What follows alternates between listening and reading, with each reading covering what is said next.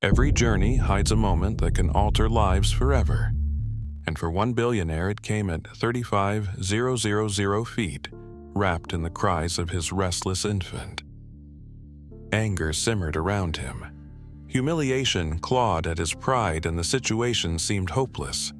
But help arrived from a place most overlooked, carrying a truth that would upend every assumption of power, class, and genius. Tap like, subscribe for more, and share in the comments both your reaction and your location. Jonathan Ellsworth, the 42-year-old billionaire CEO of Ellsworth Global Technologies, adjusted his tie in the polished reflection of the airplane window and reminded himself that he had signed off on billion-dollar mergers without blinking. Yet now, on a transatlantic flight bound for London, sweat slid down the back of his neck and his composure frayed. In his arms, his 6-month-old son Caleb screamed at the top of his lungs, the kind of primal wail that pierced through the roar of jet engines and silenced polite conversation in the first-class cabin. For over 3 hours, the child's cries rattled everyone. Jonathan had walked the aisles until his legs ached, rocking the baby as if motion alone could tame the storm. He had ducked into the narrow lavatory, nearly losing his balance as he changed diapers against the cramped wall, his suit jacket smeared and wrinkled. He had offered bottles warm and cool milk and formula, but Caleb turned his head and cried harder. In desperation, he had even pressed noise-canceling headphones against the tiny ears and piped in Beethoven, hoping the music would soothe him. Nothing worked. Nothing came close. Around him, polished passengers fumed. Walter Grayson, a silver-haired investor in Seat 1, sighed so loudly it was practically a speech muttering that infants had no place in first class. His wife shot Jonathan a glare sharp enough to cut glass. 2 rows behind Evelyn Carrington, wrapped in silk and diamonds, typed furiously on her phone, no doubt sending furious messages about the nightmare flight she was enduring. Jonathan felt each glance like a public trial. He was the man who had built an $8 billion empire in artificial intelligence, yet here he was, utterly defeated by a 6-month-old baby. He thought of his wife Marianne back in New York, recovering from surgery. She had refused to let him cancel this trip, pressing his hand in the hospital bed and saying, "It's only 5 days, Jonathan. Take Caleb with you, you'll manage. The deal is too important." He had believed her. Now he questioned everything. A flight attendant crouched beside him, her voice professional but tight. "Sometimes babies just need to cry it out, sir," she suggested. Or white noise might help. "I'll bring you a device." Jonathan nodded, his jaw tight, knowing the advice would likely fail. His son's cries grew louder, desperate gasps that sounded less like fussing and more like suffering. Jonathan felt his chest clench. He could handle the glares of the wealthy, but not the fear that he was failing his son. He hummed a broken lullaby his mother once sang to him, bouncing the boy with trembling arms, but the cries rose even higher, as if mocking his efforts. Jonathan pressed his forehead to the seat and closed his eyes, telling himself Caleb had to tire eventually. But fear whispered that something deeper was wrong, that his son's pain was real and he couldn't fix it. What Jonathan did not know was that only a few rows behind, in the economy section where legroom was scarce and meals came in foiled trays, a pair of eyes had been locked on him since the wailing began. 16-year-old Aaliyah Monroe, a black girl from Southside Chicago, sat with her worn backpack patched in duct tape tucked under her seat. She was traveling alone, clutching dreams larger than anything she had ever been allowed to hold. She had been sent by her community to compete in the International Mathematics Competition in London, an opportunity that could secure her a scholarship to MIT. Every bake sale, car wash, and donation from neighbors who could barely pay rent had built this journey. Yet now, instead of focusing on the equations in her notebook, she heard Caleb's cries and recognized them. The rhythm, the pitch, the sharp pauses, they echoed the nights she had spent pacing the floor of her small apartment, soothing her baby brother who had colic. She had learned through trial and error how to hold him, how to apply gentle pressure along his back, how to hum lullabies passed down from her grandmother until the pain eased and the tears subsided. She knew instinctively that she could help this baby, but fear clenched her chest. She was a black teenager in economy class. To cross into first class to approach a billionaire in a tailored suit with a child in his arms was to invite suspicion. People saw her skin before her intention. She imagined the flight attendant blocking her way, the passengers assuming the worst, her kindness mistaken for intrusion. Still, each minute stretched into torment as Caleb's screams carried across the cabin. Aaliyah tried to bury her attention in her notes equations, scrawled across dog-eared pages, but the cries drilled into her, pulling her back to nights when she had been her brother's only comfort. She closed her notebook, her hands trembling, her heart torn between self-preservation and compassion. She had not expected her journey to begin this way. She had thought the challenge would come from the competition hall in London, not from a crying baby on an airplane. Yet life often demanded courage in unexpected places. The flight attendant returned with a white noise device, her face betraying doubt that it would do any good, and Jonathan accepted it with a forced thank you, though his heart knew it would fail. He looked at Caleb's face, red and twisted in distress, and felt a hollow ache inside because he could not soothe his own child. Across the thin curtain that divided wealth from economy, Aaliyah Monroe sat with her backpack pressed against her knees, listening to every cry. She could feel the pain in those sounds, the same pain she had recognized years ago when her little brother would wail in their cramped apartment. It was not just fussiness, not just hunger or wet diapers, but the stabbing discomfort of colic, something no amount of bouncing or bottles could fix. Her fingers tightened around the edge of her notebook as her heart pounded. She knew she could help, but the thought of standing up filled her with dread. She imagined the suspicious stares, the dismissive words, the possibility of being pushed back into her seat. She was a 16-year-old black girl in patched jeans and a worn hoodie, and the people in first class lived in a world that had never welcomed someone like her.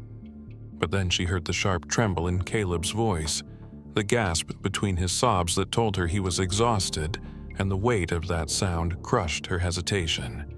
She slid her notebook into her backpack, stood on shaky legs, and walked toward the curtain. Other economy passengers looked up at her curiously, some frowning, others whispering, but she kept moving.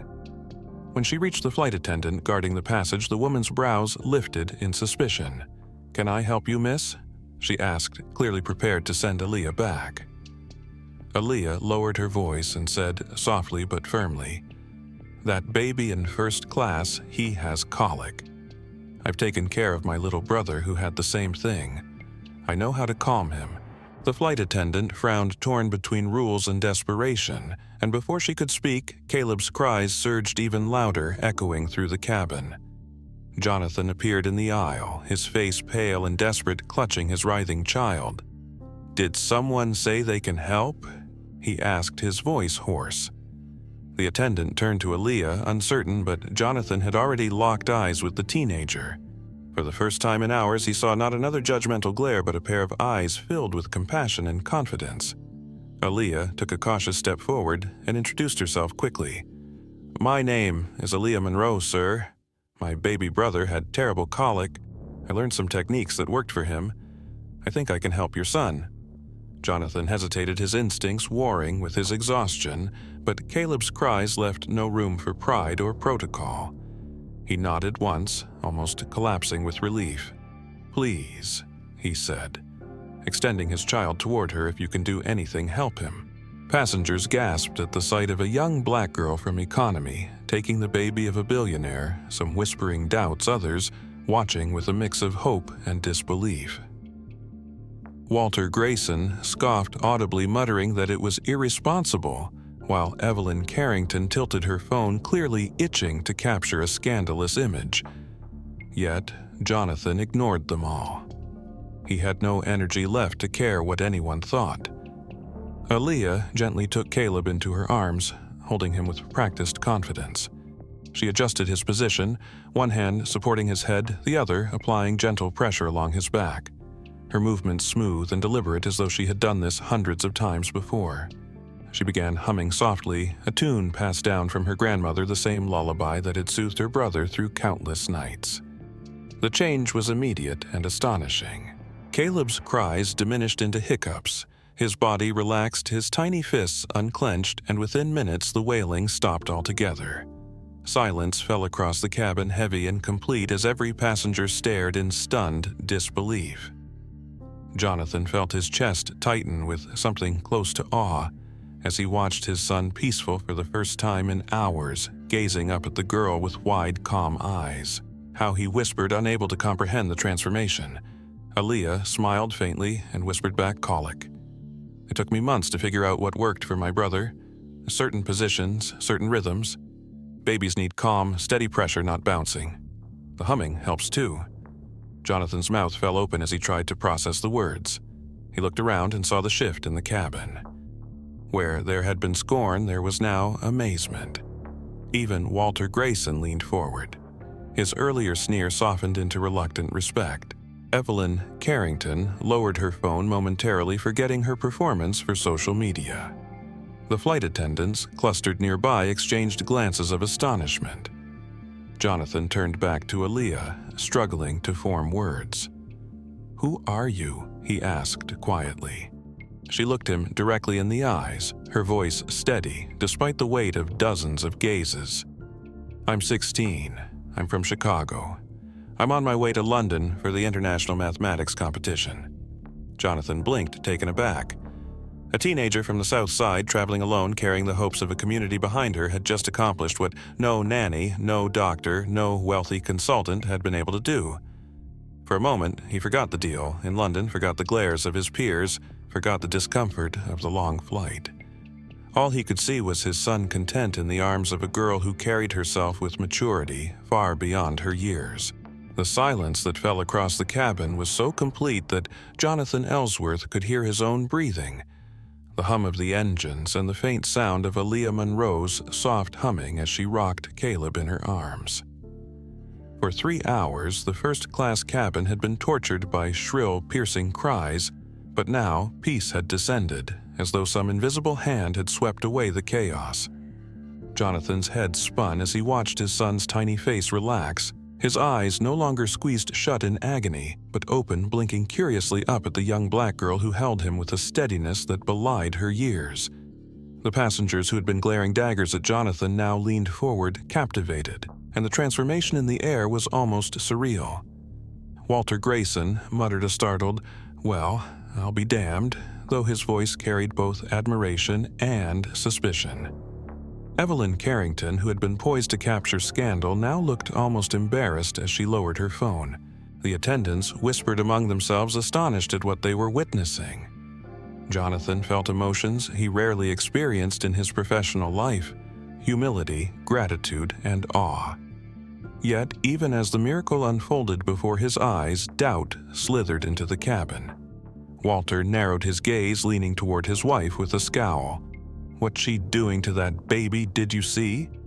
He just went quiet too fast. That can't be normal."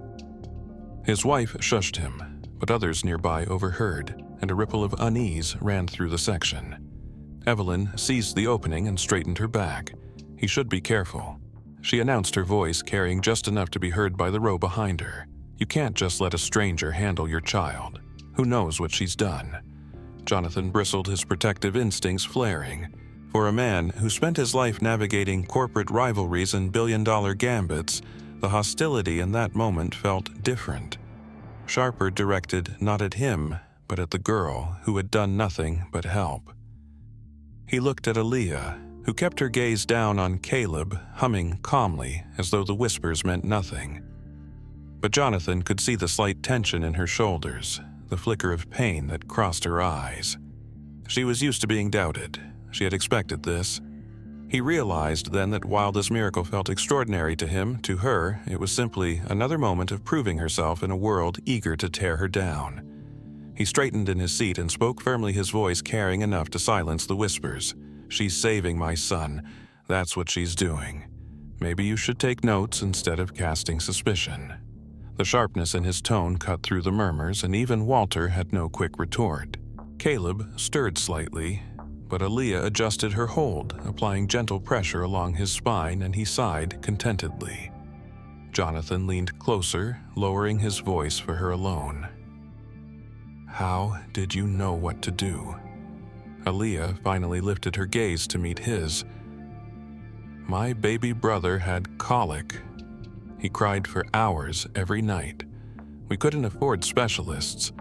I learned everything I could, tried everything until something worked. Pressure points, certain positions, humming the lullaby my grandmother used to sing. It's not complicated once you know, but it takes patience. Jonathan felt his throat tighten. He thought of his own childhood, the years in Detroit when his parents had worked factory jobs just to keep the lights on, and how he had clawed his way upward. He recognized the grit in her voice, the refusal to let circumstances dictate failure. He looked down at his son sleeping peacefully in the arms of a stranger and then back at her. You've done what no one else on this plane could. Not me, not the attendants, not any so-called expert. Thank you. Aaliyah gave a small nod, though her eyes betrayed relief. For all her confidence in approaching first class, she had braced for rejection, for scorn, for being turned away. Now she held not only the baby, but also the fragile thread of trust that Jonathan had extended to her. Yet the doubts had not vanished. Evelyn leaned toward her assistant, whispering loudly enough for others to catch. A stunt, that's what it is. She's trying to get attention. Poor girl playing hero for a billionaire. Jonathan ignored her, but Aaliyah heard every word. Still, she refused to flinch. She focused on Caleb, who had curled against her chest, one tiny hand gripping the edge of her hoodie. The baby trusted her, and that was enough. The minutes stretched, and slowly the cabin accepted the miracle. Passengers who had scowled now relaxed, some even offering small smiles. A businessman who had been glaring earlier leaned across the aisle to whisper remarkable. A flight attendant asked quietly if Aaliyah would like water, a small acknowledgement of respect. Jonathan saw the shift and knew this moment was more than just about his son. It was about perceptions, about prejudice, about the courage it took for a young black girl from economy class to step into a space that was never designed to welcome her. He felt humbled that his son had been the bridge for this moment. He reached for Caleb, gently taking him back, but careful to maintain the same supportive hold Aaliyah had shown him. Caleb stirred, but remained calm, his breathing even. Jonathan looked at Aaliyah again, curiosity burning. You said you're going to London for a competition. What kind of competition? Aaliyah's lips curved into the faintest smile, pride flickering in her eyes. Mathematics, the International Mathematics Competition. If I win, I can get a scholarship. MIT, maybe. Jonathan blinked, astonished. He had expected some ordinary story, not brilliance wrapped in patched clothing and determination. The contrast between her appearance and her intellect hit him like a revelation. The passengers listening nearby exchanged glances, their judgment slowly unraveling. Jonathan leaned back, overwhelmed by the magnitude of what had just unfolded. He had boarded this flight prepared for business meetings that could shape the future of his company. Instead, he was witnessing something that might reshape his own understanding of worth, genius, and the strange ways in which lives collided. Aaliyah shifted back toward the economy cabin, reluctant to overstay her welcome, but Jonathan stopped her. Stay for a moment, he said gently. I'd like to know more. She hesitated, then nodded, settling into the seat beside him as Caleb dozed. Around them, the cabin hummed with astonishment, but Jonathan no longer cared. The billionaire CEO who had built Ellsworth Global Technologies into an empire of artificial intelligence found himself studying the girl who had just shifted the entire atmosphere of the plane. He needed to know who she was, how she carried such knowledge, and what kind of life had forged someone capable of such composure under scrutiny. You said you're here for a competition, Jonathan began cautiously, his voice low so as not to disturb Caleb. Tell me more. Aaliyah straightened in her seat, her patched backpack resting by her feet, and for a moment she seemed uncertain if she should speak, as though revealing too much might invite further ridicule from the affluent crowd around them. But Jonathan's gaze was steady, respectful, the kind of look she rarely received from adults outside her own neighborhood. She took a breath and replied clearly, the International Mathematics Competition. It's being held in London. The winners get scholarships to universities like MIT or Stanford. I earned a spot after winning regionals and nationals back home. Jonathan blinked, absorbing the weight of her words. He had expected perhaps a local science fair or a school exchange program, but not the most prestigious mathematics competition on the planet. He glanced down at the backpack she carried and noticed the faded patches stitched across its fabric symbols from math clubs and scribbled formulas in ink that had bled through the cloth. It was a scholar's armor, worn with pride despite the fraying edges. "And you're traveling alone?" he asked. Aaliyah nodded. "Yes, sir. My mom works double shifts as a nurse's aide. My grandmother takes care of my younger siblings. My community helped raise the money for this trip. Bake Sales Car washes a church fundraiser. Everyone pitched in because they believe in me." She paused, her eyes briefly dropping as if the weight of those expectations pressed heavily on her shoulders. "They gave me this chance. I can't let them down." Jonathan felt a pang of recognition, remembering his own beginnings in Detroit, where his parents had juggled factory and cleaning jobs just to put food on the table. He had clawed his way out with scholarships and sheer determination, and he knew the hunger that came from being told you did not belong. The difference was that he had been given mentors, people who had spotted his potential and opened doors. Looking at Aaliyah, he realized she had built her path almost entirely alone with the fragile support of a struggling community. "That's extraordinary," he murmured. "You've already done more at 16 than many people do in a lifetime." Before she could reply, Walter Grayson leaned forward with a snort, his arrogance untempered by the miracle he had just witnessed. Competition, scholarships, fine words. "But how do we know she's telling the truth? Anyone can spin a story. You just handed your baby to a stranger from Coach. For all we know, this was some kind of performance to get sympathy." His voice carried loudly enough for several rows to hear, and murmurs rose again.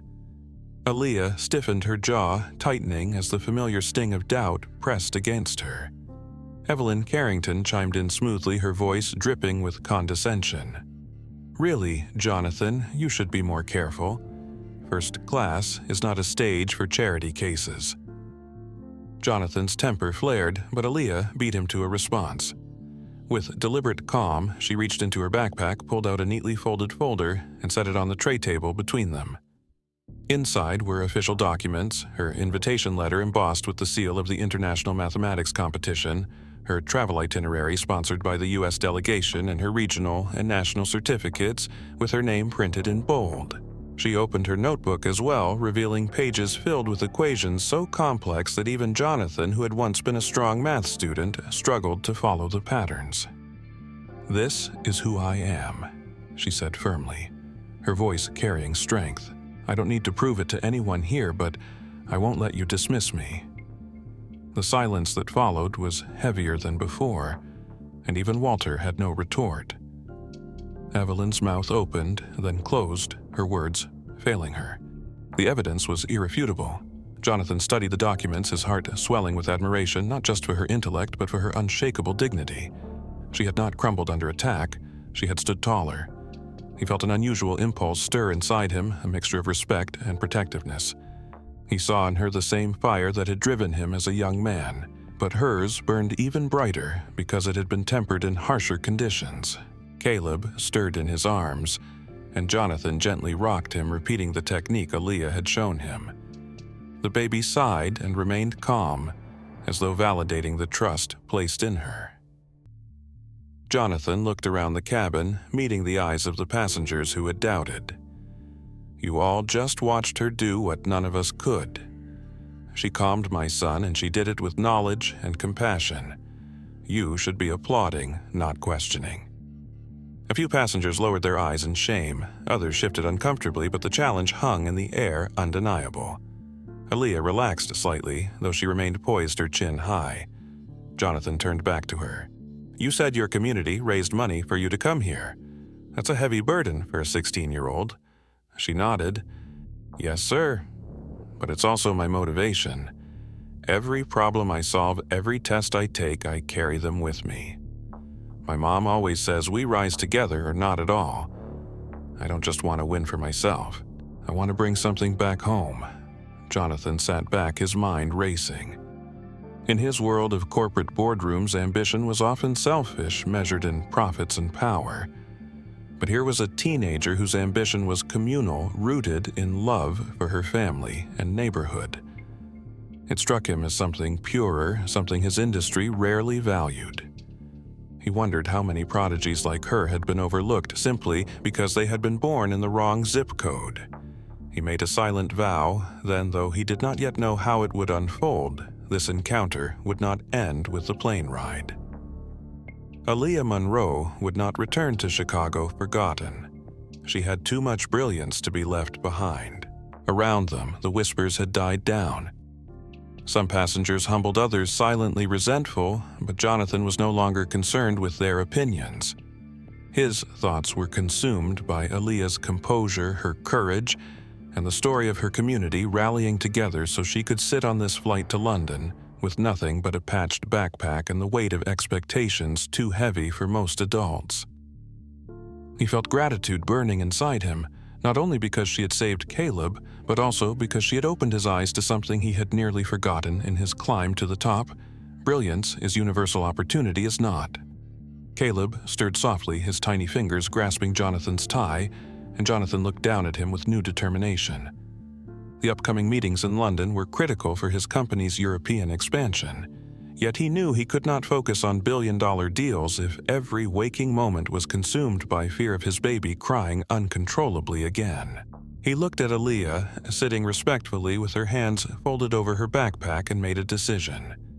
"Aaliyah," he began carefully, his voice pitched low enough to avoid drawing attention but firm enough to signal his seriousness, "I owe you more than words. You didn't just calm my son. You gave me back control of this flight, and for that, I'm grateful. But I also have a problem I need help with." She tilted her head slightly, cautious but listening. "I'm in London for 5 days of meetings," Jonathan continued. "Meetings that I cannot miss, meetings that will determine the future of my company.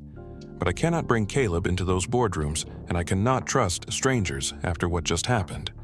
You've already shown me that you understand him better than anyone I've met. So, here's my proposal. I want to hire you as his caregiver for the duration of our trip. I'll pay you $500 per day, give you a private room adjoining mine, and make sure you have transportation to and from your competition."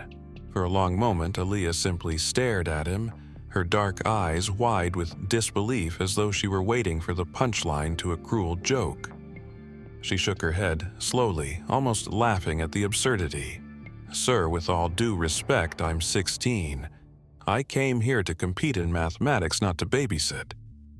I can't let anything distract me.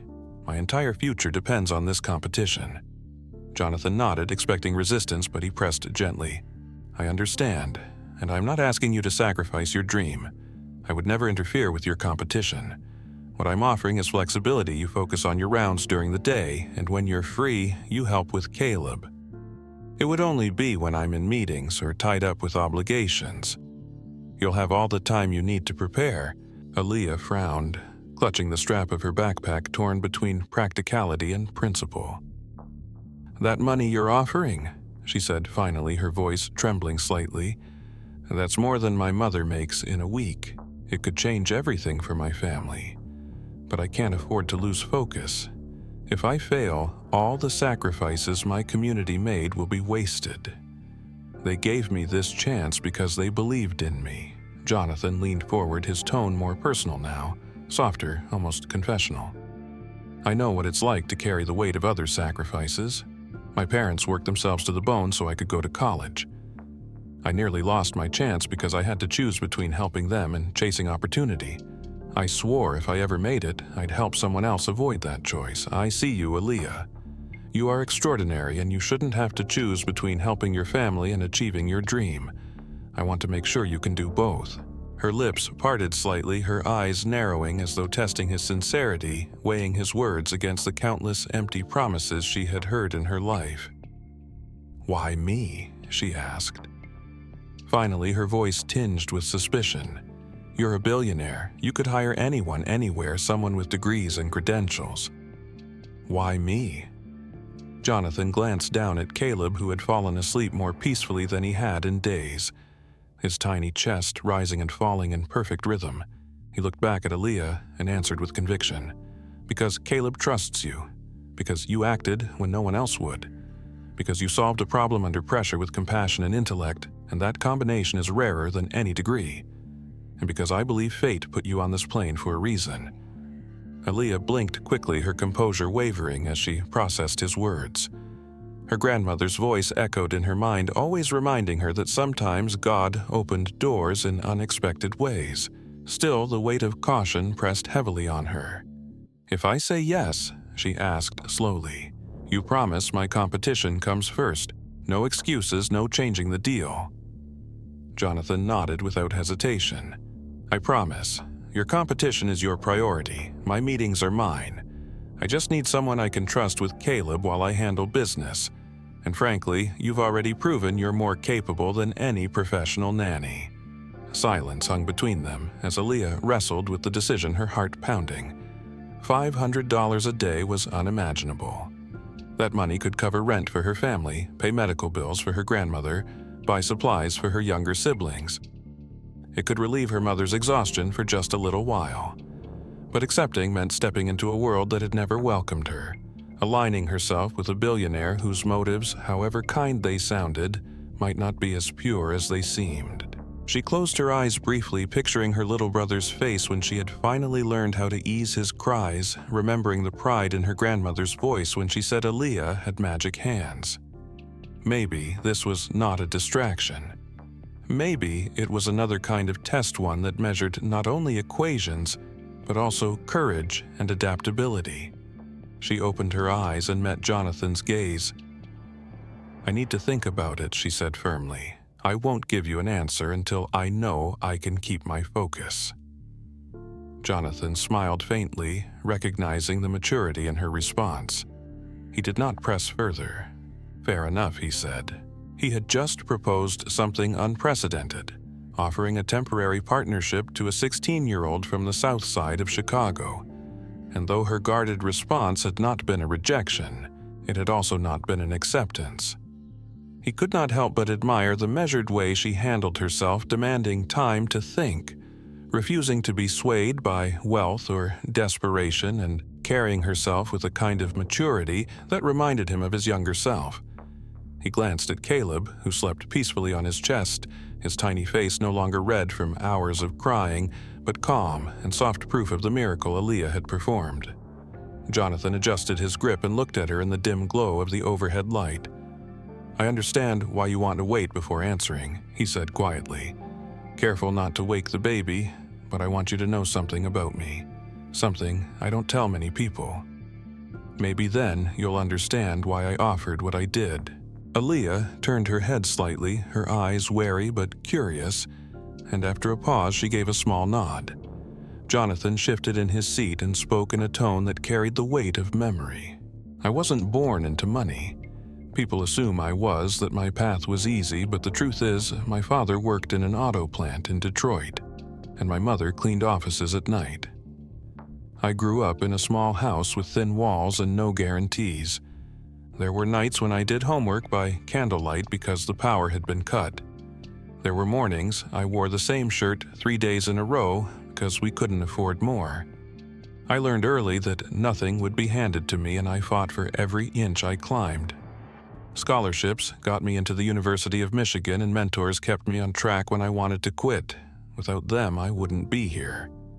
He paused, his gaze steady on her, searching for recognition. "So when I see you, Aaliyah, I don't see a stranger. I see myself at 16. The difference is that I was lucky enough to find people who believed in me before I believed in myself. I don't think you've had that yet, not in the same way. That's why I offered. Not as charity, not as pity, but because I recognize what you are." Aaliyah swallowed hard, her throat tightening as she absorbed his words. She had spent years hearing dismissals, people telling her that brilliance didn't belong to girls like her, that genius lived in suburbs and private schools, not in cramped apartments above corner stores. To hear someone like Jonathan, someone whose name appeared in magazines, whose face was known in boardrooms across continents, admit that he too had grown up poor and overlooked, was to feel a sudden kinship that startled her. "People don't usually talk to me like that," she said softly, almost to herself. Jonathan tilted his head. Like what? She looked down at her hands, fidgeting with the frayed strap of her backpack. Like I'm worth something before I prove it.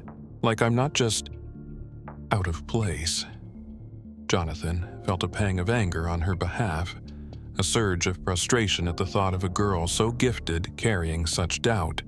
You proved it the moment you walked up here and helped Caleb, he said firmly. You didn't wait for permission, and you didn't hide your knowledge. That's worth more than you realize. She studied him for a moment, trying to gauge if his conviction was real, then finally asked the question that had been gnawing at her since the moment he extended his offer. Why did you stay? Why didn't you let their words get to you? When they doubted me, when they tried to tear me down, you stood up for me. Most people wouldn't. Jonathan took a long breath, his jaw tightening as old wounds stirred. Because I know what it feels like to be dismissed, to be judged before you even open your mouth. I know what it's like to stand in a room where people see only what you lack. When I started my company, I was the kid from a factory town trying to convince investors with pedigrees I couldn't match. They laughed at me, called me reckless, but I had an idea they didn't understand, and I fought until they couldn't ignore me anymore. You deserve someone to stand up for you the same way. For the first time, Aaliyah smiled faintly. Not the polite smile she had worn earlier, but something smaller, more personal, like a guarded wall, lowering slightly. She looked down at Caleb, still sleeping peacefully, and whispered, "He's lucky. Not just because you're rich, but because you're listening." Jonathan felt his chest tighten, humbled by her words. He realized that for all his wealth and power, he had lost sight of something essential, that listening and believing in others could matter as much as contracts and markets. I wasn't always listening, he admitted. Sometimes it takes a crying baby to remind you of what really matters. The plane rocked gently in turbulence, and both glanced instinctively at Caleb, who stirred but did not cry. Aaliyah adjusted the baby's blanket with instinctive care, and Jonathan watched the tenderness in her movements. It struck him then that she had grown up carrying responsibilities far beyond her years, and yet instead of breaking her, it had forged her into someone capable of remarkable strength. My grandmother always said, Aaliyah murmured, still tucking the blanket, what you learn in struggle stays with you longer than what you learn in comfort. Maybe that's why I'm here. Not because I'm the smartest, but because I had to fight for it. Jonathan nodded, the truth of her words resonating deeply. He thought of his own journey, the long nights, the relentless push against barriers, and he realized they were bound by the same root, the stubborn refusal to be defined by circumstance. Then, maybe he said quietly, we were both meant to be on this plane tonight. You needed someone to see you, and I needed someone to remind me where I came from. Aaliyah looked at him, then really looked, and for the first time since she stepped into first class, she felt less like an intruder and more like she belonged in the conversation. Morning light spilled through the narrow oval windows of the Langham Hotel suite in central London, and Aaliyah Monroe woke in a bed larger than the entire living room of her family's apartment back in Chicago, her nerves crackling with anticipation and dread as she stared at the ceiling and listened to the muted hum of traffic far below. Just hours earlier, she had sat in first class with Jonathan Ellsworth, a billionaire who had confessed to humble roots and offered her a temporary role as caregiver to his son Caleb, an offer she still had not answered because the weight of her competition hung too heavily on her chest. She rose, showered, quickly dressed in the neat but simple clothes she had packed, and slipped her notebook into her backpack before meeting Jonathan and Caleb at breakfast. He wished her good luck with a steady sincerity she had not expected from a man whose time was normally worth thousands per minute, and she carried that encouragement with her as she walked into the grand hall of the Royal Institution, where banners proclaimed the opening of the International Mathematics Competition. The room was filled with teenagers from 60 different nations, some dressed in blazers embroidered with crests, some flanked by coaches and tutors, many from wealthy backgrounds where education was nurtured with endless resources. Aaliyah stood alone, clutching her backpack, but she refused to shrink because she knew her community was behind her. Every neighbor who had sold cookies or washed cars believing this was her moment. The first round was individual problem-solving, 4 hours of grueling puzzles that required not only speed, but creativity. And when the papers were distributed, Aaliyah inhaled sharply at the complexity of the problems. She forced herself to steady her hands and began working, recalling nights spent poring over textbooks from the public library, remembering the lessons she had taught herself by candlelight when the power had been cut. And slowly her pencil moved faster, her confidence growing as she recognized patterns that others around her missed. She solved problems in number theory by visualizing rhythms in Caleb's cries, turning them into mathematical sequences, and she structured probability distributions by remembering the way her grandmother measured risk in everyday decisions, applying real life to abstract thought. Hours passed like minutes, and when time was called, she set down her pencil with the feeling that she had done well, though whispers around her reminded her that the competition would only grow harder. Outside the hall, Jonathan waited with Caleb, his suit crisp, his phone buzzing with messages from investors he ignored as he asked her how it had gone. "I think I held my own," she said cautiously, and he smiled with pride that seemed almost paternal, telling her that her presence alone in that room was victory already. The second day brought the team competition, and Aaliyah found herself placed with 3 other prodigies: Kenji from Japan, Maria from Brazil, and Klaus from Germany. At first, they looked at her with skepticism, their glances flicking toward her worn hoodie and patched backpack as though questioning why she was among them. And when they began the first challenge, designing an algorithm to optimize traffic flow in urban centers, Klaus dismissed her input with a shrug, muttering that her ideas were too simple. But Aaliyah persisted, recalling the clogged intersections of Chicago, where buses stalled and ambulances struggled, and she insisted that any model needed to account for human unpredictability for weather for emergencies, not just theoretical efficiency. Slowly, Kenji's eyes widened as he realized her approach was more practical than any of theirs. And Maria chimed in with support, noting that Aaliyah's real-world perspective gave them an edge. Klaus eventually fell silent, grudgingly following her lead, and by the end of the day their team presented one of the most comprehensive solutions the judges had seen. Whispers of surprise followed her out of the hall, and for the first time she felt not just like an outsider struggling to belong, but like a leader shaping the outcome. That night, in the hotel suite as she helped Jonathan feed Caleb and studied equations during the baby's nap, Jonathan watched her with admiration that grew with every passing hour. He saw in her not just raw genius, but the ability to translate it into action, to take theory and apply it to life. And he wondered if perhaps her presence in his life was more than chance, if maybe she was meant to teach him something about leadership as much as he was meant to guide her. The final day arrived the most daunting of all, when each competitor had to present a solution to an open-ended problem before the panel of judges. Aaliyah's assigned problem involved predicting and preventing the spread of infectious disease in densely populated urban centers, a challenge that combined epidemiology statistics and network theory. She froze for a moment, staring at the page, but then she thought of home, of crowded buses and underfunded hospitals, of her neighbors struggling with limited health care, and suddenly the math came alive as more than symbols on paper. She built her model from the ground up, weaving personal experience into equations, and when she stood before the judges, her voice did not tremble. She explained how the cries of a baby could resemble the spread of signals through a community, how early intervention could reduce exponential growth, how targeted resources could save lives if predicted correctly. The judges leaned forward, captivated not just by her math, but by her clarity, her passion, and her refusal to separate abstract theory from human reality. By the time she finished, applause broke out from the audience of competitors, something rarely seen in such a cutthroat environment. And Aaliyah walked off the stage knowing she had left everything she had to give in that hall.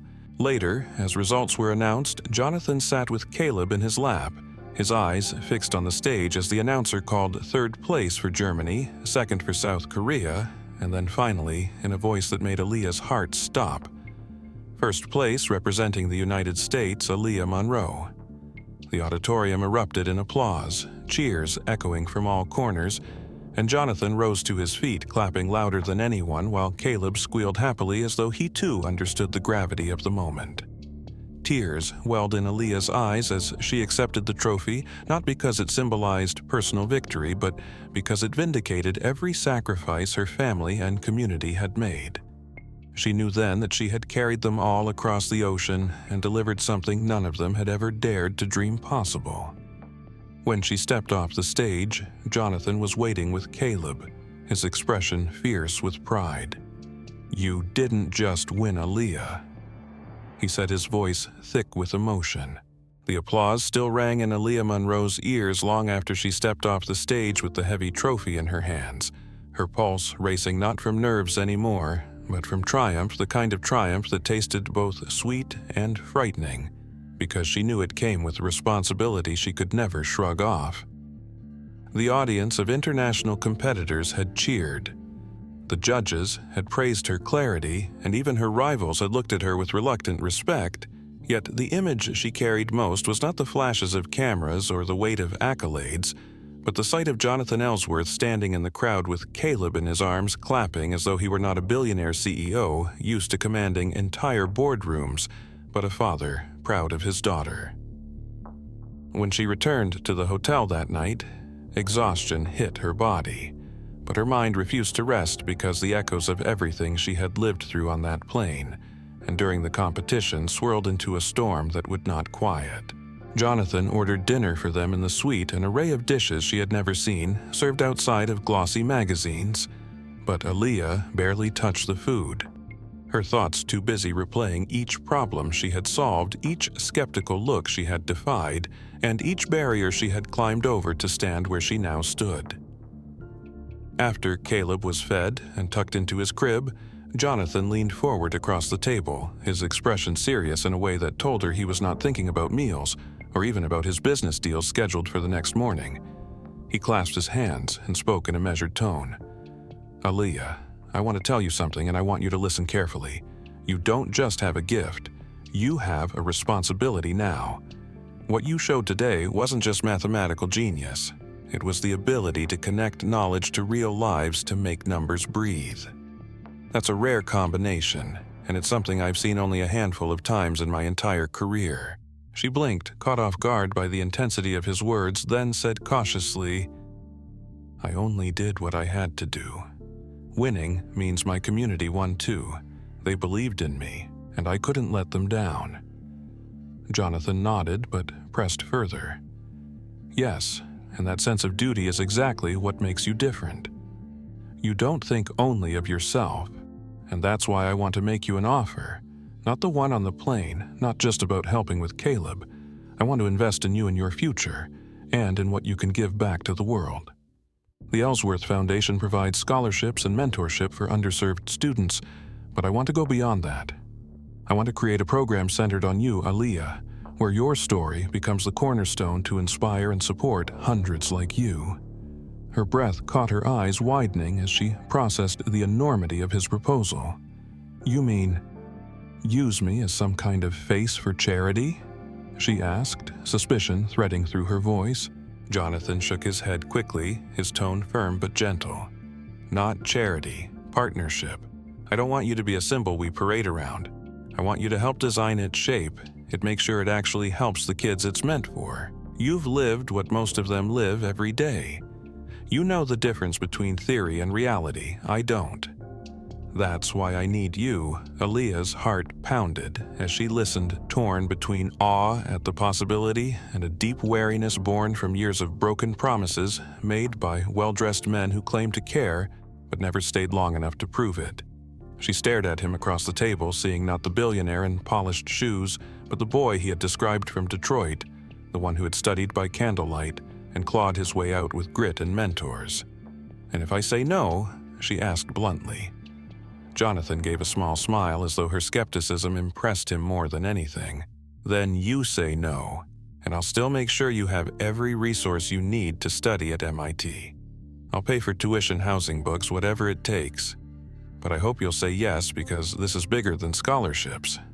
This is about changing the system so kids like you don't have to depend on luck or chance encounters on airplanes to be seen." Aaliyah pushed her plate away, her appetite gone, and folded her arms on the table. "I've been told before that opportunities come with strings. I don't want to be someone's story to make them feel good about themselves. My family, my community, they matter too much for me to get caught up in someone else's agenda." Jonathan leaned forward, his voice low and sincere. "Then, make it your agenda. I'm not asking you to be a puppet. I'm asking you to take the platform I can offer and use it to build something real. I'll be the one funding it, yes, but you'll be the one leading it. This isn't about me looking good. I already have money and influence. This is about you and the kids who will see themselves in you." Silence stretched as Aaliyah absorbed his words, the air thick with tension and possibility. Finally, she whispered, "You really think I could do that?" "I'm just 16. Jonathan shook his head firmly.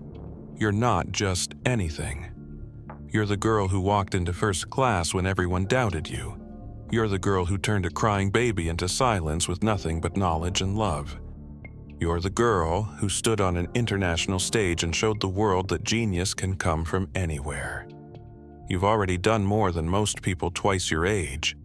With guidance, you can do even more." Her throat tightened as she thought of her mother working through double shifts, her grandmother raising her siblings with tired eyes, her neighbors scraping together coins to fund her ticket to London. She thought of the kids back home who might never leave the block. Kids who might have gifts that would never be recognized because no one believed in them. Slowly, cautiously, she said, "If I agree, it has to be on my terms. I don't want glossy brochures or photo shoots. I want real tutors, real programs, real help. I want kids to have what I never had." Jonathan's smile widened, genuine and relieved.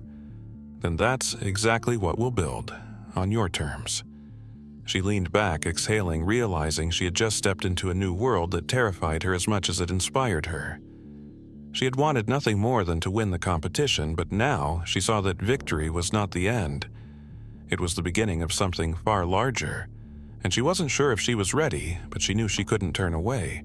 The next morning, sunlight streamed into the Langham Hotel suite, casting golden rays across the marble floor as Aaliyah Monroe woke with the heaviness of both triumph and uncertainty pressing against her chest. The trophy from the International Mathematics Competition gleamed faintly on the desk, a physical reminder that she had done the unthinkable, that a black girl from Chicago's South Side had defeated the brightest minds in the world. Yet, the glow of victory did not erase the weight of Jonathan Ellsworth's proposal from the night before. She had agreed in principle to shape a program that could change lives, but her mind churned with doubts about whether she had the strength, the wisdom, or the power to truly carry such a burden. Jonathan had spoken of partnership, of mentorship, of opening doors, and she believed his sincerity, but she also knew the world rarely allowed girls like her to control the narrative. She feared being turned into a symbol or a story stripped of her real voice. Still, when she thought of her community, of her mother's tired hands, and her grandmother's watchful eyes, she knew she could not simply walk away. After breakfast, Jonathan explained that his first meeting of the London trip would be with European investors whose support was critical to his company's expansion. He needed complete focus, yet he admitted he was still nervous about leaving Caleb with anyone but her.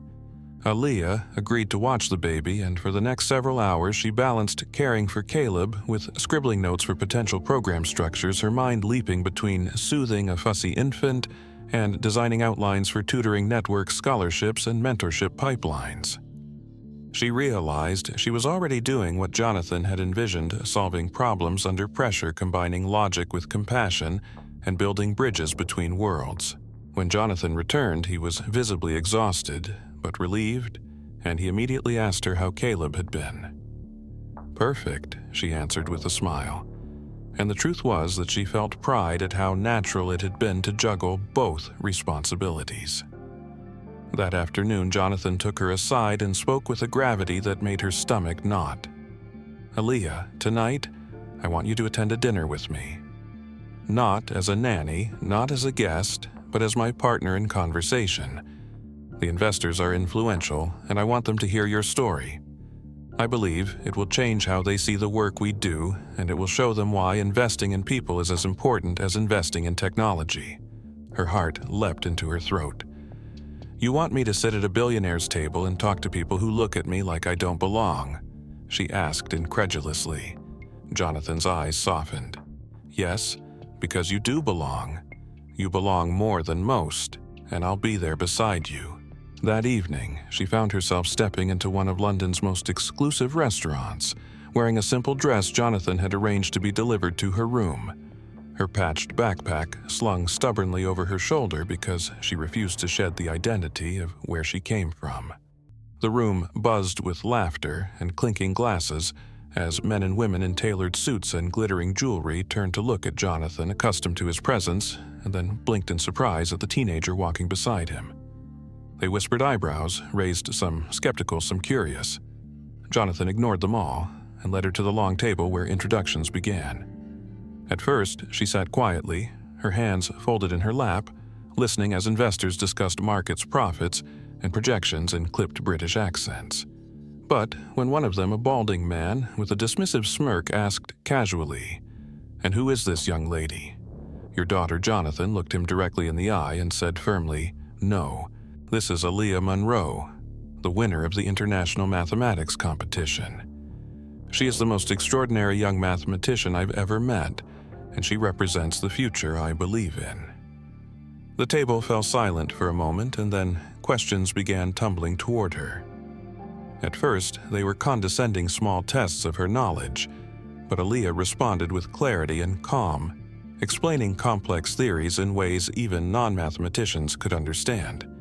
She drew parallels between traffic patterns and market fluctuations, between disease modeling and investment risk, weaving mathematics into the language of business, until the skeptical smirks faded. Jonathan watched with pride as she spoke, her voice steady, her back straight, her brilliance undeniable. Yet, not everyone was convinced. Evelyn Carrington, who had somehow secured a seat at the dinner, leaned forward with a thin smile. "It's a lovely story, Jonathan," she purred. "A poor girl, plucked from obscurity, winning trophies, sitting at your table. But surely you're not suggesting this is scalable. One girl does not change the system." Aaliyah felt her cheeks burn, but before Jonathan could reply, she leaned forward herself. "You're right," she said evenly. "One girl alone doesn't change the system. But one girl can start. One girl can prove that talent is everywhere, not just in the neighborhoods you're comfortable in. And if people with resources choose to ignore that, then nothing changes. But if people with resources choose to believe in it, everything changes. I don't need to be your fairy tale, I just need to be the first of many."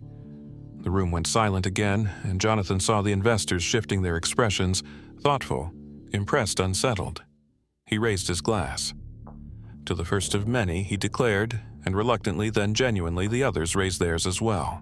Later, walking back to the car, Aaliyah felt both exhilarated and drained, her legs trembling as though she had run a marathon. Jonathan placed a hand on her shoulder. "You were brilliant," he said simply. She looked up at him, her voice barely more than a whisper. "I was terrified." He smiled. "That's how you know it mattered." That night, back in her hotel room, she stared at her trophy, at the glittering city lights beyond the window, and at the sleeping form of Caleb in his crib. She realized she had crossed a line she could never return from. She was no longer just a competitor, no longer just a girl carrying her community's hopes. She had stepped into a larger arena, one where her voice carried weight among the powerful, one where her story could open doors, not only for herself, but for countless others. The triumph of winning had been sweet, but the test of using that victory for something greater had only just begun. She did not know if she was ready, but she knew she would not back down. The morning after the investor dinner dawned crisp and gray over London, the city alive with the bustle of ambition. But inside the quiet suite of the Langham Hotel, the air carried a different weight, the sense that something irreversible had shifted in both Aaliyah Monroe's life and Jonathan Ellsworth's. Aaliyah awoke to the sound of Caleb stirring his small cries, soft compared to the wails on the airplane that had first drawn her into this improbable journey, and she moved instinctively to his side, soothing him with practiced hands, humming the same lullaby her grandmother had once used. As she held him, she realized how symbolic this moment was, the billionaire's baby, now calm in the arms of a black girl who had once felt invisible, the gap between their worlds bridged not by wealth or power, but by trust and humanity. Jonathan entered from the adjoining room, his tie still loose from preparing for another day of negotiations, and he paused in the doorway to watch her, his eyes reflecting both gratitude and something more profound, the recognition that his encounter with Aaliyah had awakened in him the truth of where he came from and what he had nearly forgotten. He crossed the room and sat opposite her, lowering his voice so as not to startle the child. "Aaliyah, last night you proved something that no trophy could measure. You proved that you can stand before power and not bow to it, that you can challenge the comfortable and force them to see what they've ignored. That's leadership, not just brilliance. And it reminded me of something my father told me when I was young, that real success is not climbing higher than others, but lifting others as you climb." She met his gaze, her heart swelling with both fear and resolve, because she knew what he was asking without saying it, to step fully into the role of changemaker, not just a competitor. Her voice trembled but held firm. "I want to do it. Not for the cameras, not for charity, but for the kids who never even get to dream of being here. I want them to have chances, real ones. I want them to know their brilliance matters." Jonathan leaned back, exhaling slowly, a smile touching his lips. "Then we start today. The foundation will begin with your vision, your experiences. I'll provide resources, but the shape, the mission, the heart that has to be yours." She nodded, the weight heavy but not crushing, because she knew this was the path her life was meant to take. Later that day, as they prepared to leave London, word had already spread of her victory and her speech at the investor dinner, headlines circulating in newspapers and on social media. Chicago teen prodigy redefines genius. From South Side to global stage math champion calls for systemic change. Aaliyah saw her name flashing across screens at the airport, and for a moment panic rose in her throat at the thought of being defined by strangers, but then she thought of her mother, her grandmother, her neighbors, and she steadied herself. She was not a headline, she was a voice, and she intended to use it. On the flight back across the Atlantic, Jonathan sat beside her with Caleb sleeping between them, and for a long time they said nothing, simply listening to the hum of the engines. At last, he spoke. "Do you ever wonder why things happen the way they do? That a crying baby could change the course of 2 lives?" She smiled faintly, resting her head against the seat.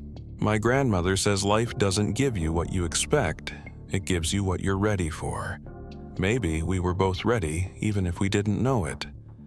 Jonathan nodded, his expression softened by reflection. "I came to London for business. I thought the future of my company was the most important thing in the world. But I'm leaving, knowing the future of one girl and the kids who'll follow her matters more."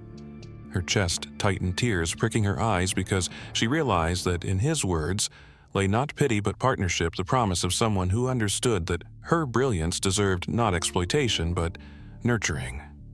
When the plane landed in New York, reporters swarmed cameras, flashing questions hurled about her victory, about her plans, about Jonathan's involvement.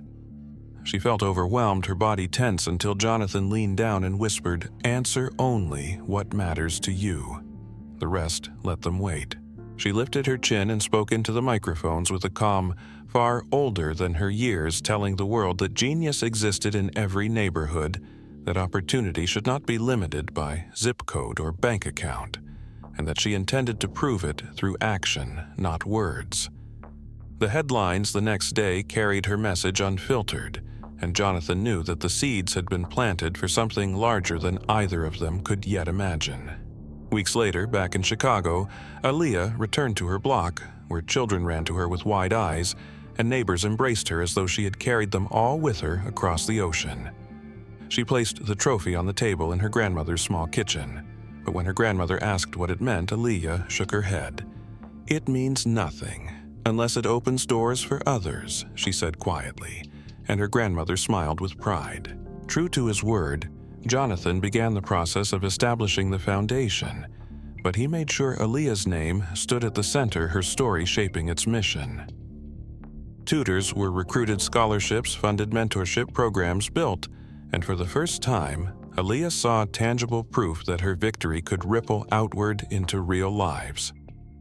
Late one evening, as she sat on the stoop of her apartment building watching the sun dip low, she thought of Caleb, of Jonathan, of the airplane where it had all begun, and she whispered a promise into the warm Chicago air that she would never forget the crying baby who had shown her the power of compassion, or the billionaire who had reminded her that even the most powerful could be humbled, or the girl inside herself who had dared to believe she was enough. She realized then that the story was never just about a competition or a foundation, or even about her own rise.